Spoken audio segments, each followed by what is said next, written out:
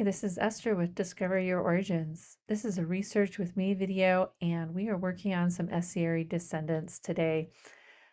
In this video, we're going to look at Sena Essary, and she is the sister to some other Essaries that we've looked at recently: Sarah Essary, Willie, Maddie, Sevilla, and Jonathan Jackson. So she's the next person in line for me to look at. So looking at the family search page and ancestry, my ancestry page does not have any record hints. So I'm going to have to do some searching to see if I can find those, because we've got a whole bunch on family search, and so I know there's records for her. So we'll look and see if we can find them. One thing that will help is to go and review family search first and see what we can learn about her. So I'll make this screen bigger and we will take a look at the family search page. Looks like she's got a high quality score. We've got a birth and death date, so we can look and see what sources they have for her. Okay. We've got a death record, find a grave. I can see why I may not be getting some record hints, and that's because her name is spelled different in every census. So in a previous video, when we looked at Jonathan Jackson Essary, her brother, every record had a different birth year. In this case, we have a different name spelling in every record. And so that does make it a little more challenging to find records for her. It looks like her birth year varies a little bit as well. We don't have one for her in 1900. We'll have to look at that. That's unusual. And that's unfortunate because 1900 is where we get the month and year, I believe. Yeah. So I'll have to take a look, and maybe it just wasn't part of the indexing. But one thing that was kind of odd is that she had a different last name when she was with her parents. So that's the earliest census that we have for her. And she was just born 1880. And she had a different last name. So you can see here Sena Sonas or Sones. And when we looked at that, it even said that her relationship to her parents was different. And so we want to maybe look at some other records to see if we can find any other evidence for her parental connection. But let's zoom in here. Yeah, it says that she is a stepdaughter, but there's no evidence that her mother was married previously. So she could be an adopted daughter, perhaps. You can see that Sona is crossed out, and I bet it's just a misspelling for Sena. In fact, I think that's exactly what it is. So on Family Search, you can correct the index. So let's do that, because this here is going to throw everybody off if it's not corrected, because you can see it is crossed out. Right here where it says essential information, there is a pencil icon. So we're going to click on that, and we're going to add her correct last name. And we should use the spelling that's on the record, and that is with a U. But that's still going to be better than what was there before. And I bet the enumerator here just started spelling her first name in the place where the last name should go. And so that's why it's really confusing. And now the stepdaughter portion, I still don't know. That is a little confusing, but we'll just press on and see if we can't find some more records. Now you can add a highlight as well. So that is something you could do. You can just click on new highlight here, and we'll just click and drag. And there we go. And we'll update. Okay. All right, we'll save. And now it's been updated. Oh, and we should probably correct that given name. It's all in all capital letters, and that's not how it is on the record. So let's fix that as well. Okay. That is better. And it does take some time for that to populate and update. So the index, so it may take a minute before it gets completely updated, but that will be an improvement for sure. Okay, so we looked at her birth year. We also have a death record for her. So yeah, we've got some death records, and Find a Grave says 13th of February 1935. And this record right here is probably her death certificate. So if we can get to a family search center, we can actually look at it. This number right here is the certificate number. So, but we can't look at it from where I am at right now. So we will keep going. All right. So here is Sena with her family. It looks like she married Columbus Marion Burchett. Now, when I looked at the last name spellings up here under her name, we had lots of different name spellings. So I'm not sure how it should really be pronounced, but I'm betting it's like this, Burchett, Burchett. So instead of Burchett, could it be Burchett?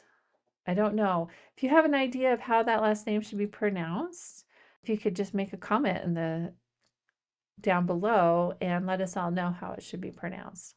I think I might go with Burchett, but I'm not sure. So if I pronounce it a couple of different ways, that's just me trying to figure it out. All right, so let's see how many children she's got. 11 children.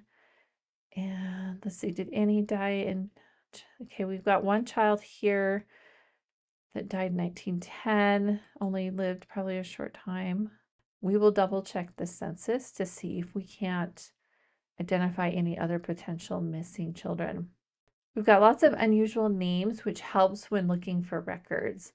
And so sometimes you can find records for Sena by also looking for her children and records for the children because they will also have parental information. That's what I'm hoping to find with Sena and her parents, but we'll just keep looking. Now, her death record, I think I noticed that it did mention that her father was Jack, and her father did go by Jack. Let's just double check here. Yeah, Jack Essary and Columbus Burchett. So we've got a pretty good idea. We've got the 16 total sources, which is great. Looks like every census that she could be in is there. Okay, this death record here is probably for her son that died. Yeah, Thurman. And if we could look at the death certificate, look at that number, 87. So Alabama started creating death certificates about this time. So this low certificate number indicates that this is probably one of the first death certificates that were recorded, under 100. And so certificate number 87. So it'd be interesting to look at, and it may be worth going to the Family Search Center to look at the actual certificate to see what it says. All right, let's just keep reviewing. Okay, so she died in 1935, so that's her death certificate. There's a death notice. Let's see. Oh, it's a newspaper clipping. So death notice can also give you parental information. So for example, Mrs. Sena Burchett passed away at the home of her daughter, Mrs. Miller. So one of her daughters married a Miller, and they lived in Cordova. And we've got her death information and where she was buried. So that's really helpful if you're trying to look for more information. And very nice that there is a citation. So perfect. I'd love to see that. And it looks like a properly formed citation as well. So good job, whoever did that. Okay, we've got some other death certificates. We've got marriage records. So these would probably be for children. This Social Security record is probably for a child. Dicey, yes. And it gives her parent names, so that's good. And we got Find a Grave. All right, this is good. So sometimes Ancestry doesn't give you the record hints that you're expecting. Doesn't mean that the records aren't available on Ancestry. It just means for whatever reason, the hinting algorithm is not working. And sometimes it is down, it's not working as it should. And sometimes it's because it's having trouble matching up the information that you have with the indexed information from the other records. So we're going to go ahead and search. I'll make the Ancestry page bigger and we'll do some searching, and sometimes that's enough to kick the algorithm in and we'll bring you a bunch of record hints for you. So we got a public member tree here. It says she was born in Indiana. I'd be curious to see what the source is on that. Okay.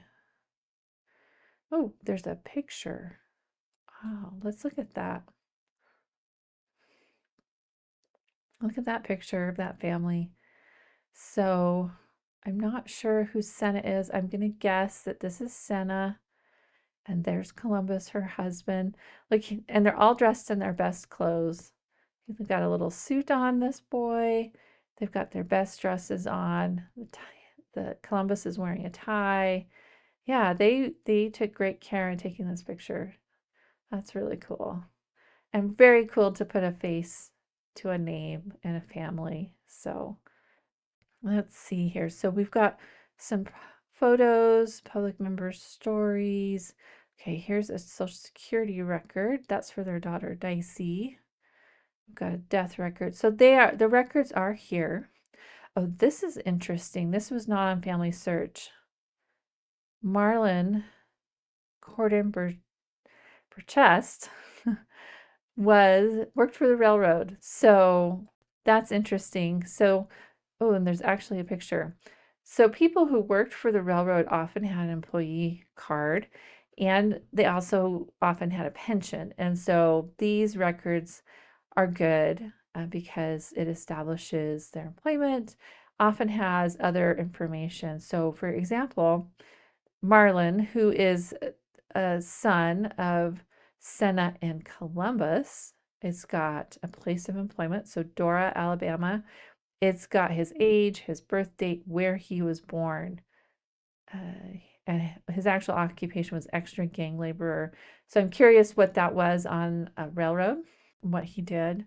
And this card was from 1937. Oh, look, he signed his own name. So that's cool. And that's probably Birchett, Bircheat. I just got indexed wrong. All right, so that's cool. That is a cool record. So we are going to save that to Sena. So we'll just add her husband, and we'll have to come up with a standard way of spelling that last name because we don't want to have each person have a different spelling. I choose to do that on my tree. You can choose to do what you like on your tree if you want to base it entirely on records. I find it's easier to have a standard name spelling for every member of the family. It makes it easier to find them if you can't remember. And look at that. We attached one record in Ancestry, and now the record hints have been pulled in. So that's great. So we'll just go through here and scan through. So we've got the picture, we've got a death record info. Here's the 1930 census. Social Security claims record, we looked at that before.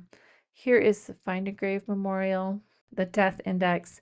There is an obituary in the newspaper. Unfortunately, I don't have newspapers.com subscription, so we can't look at it, but pretty sure that's for her. All right, so what I'll do is go through and attach records.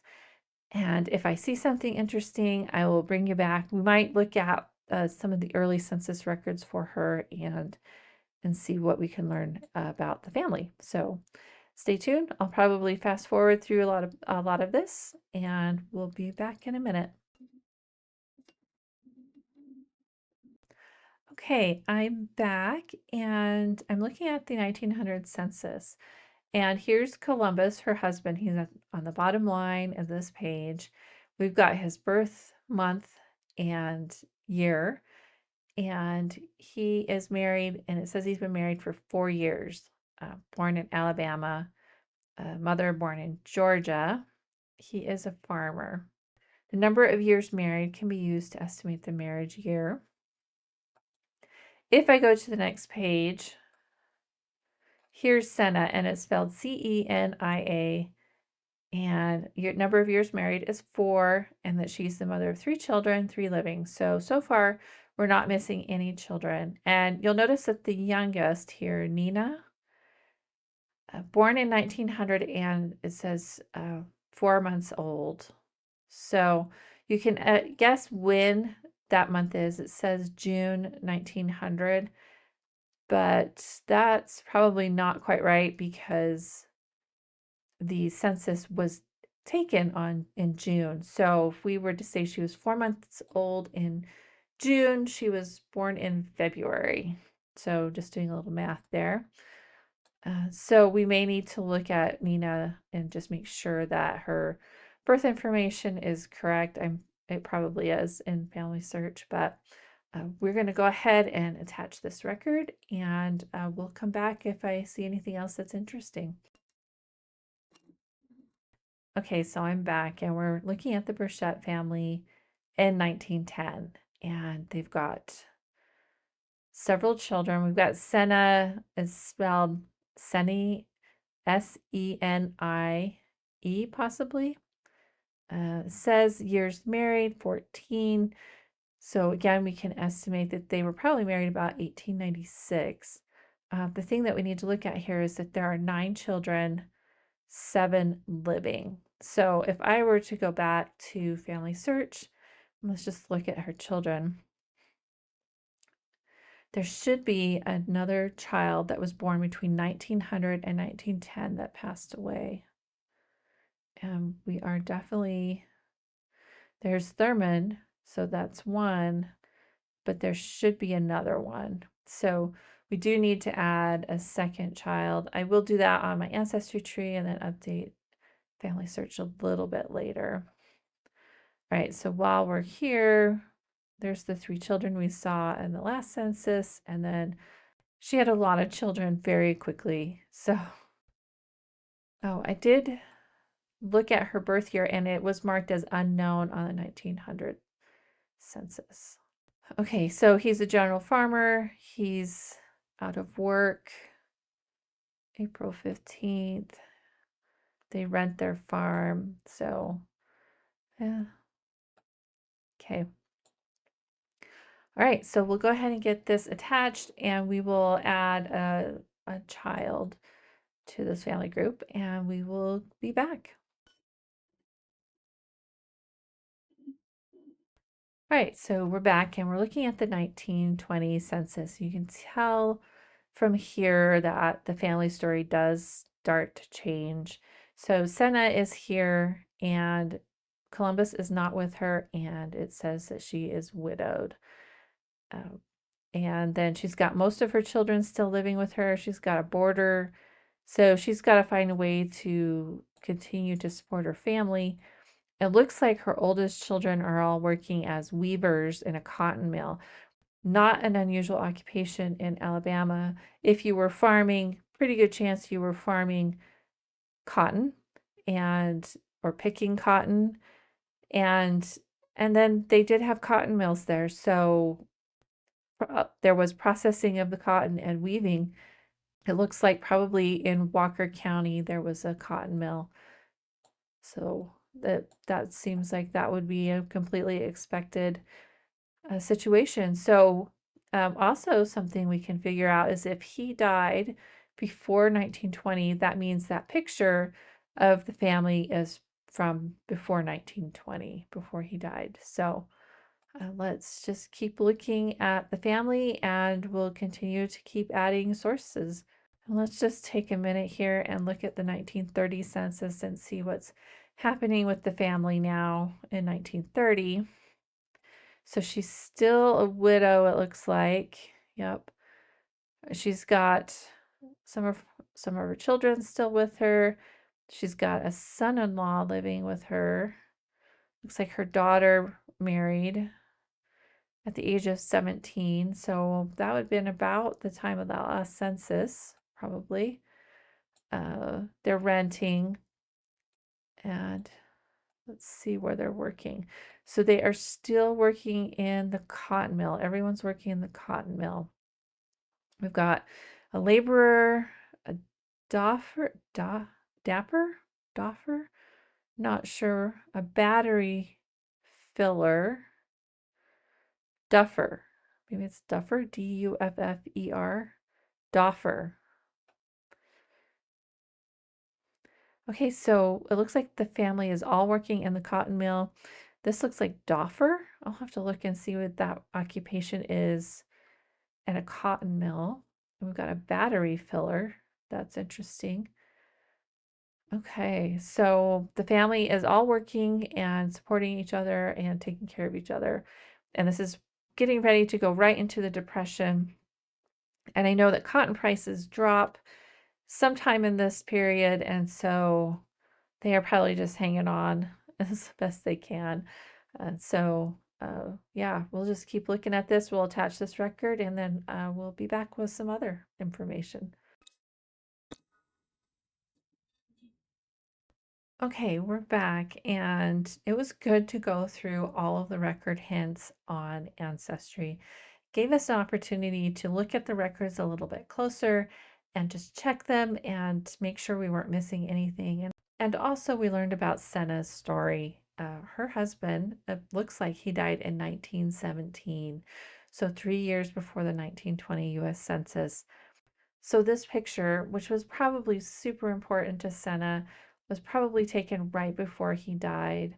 And there's other things that you can notice about this family. You know, Sena probably made some of these dresses. This fabric here is the same fabric that she's wearing.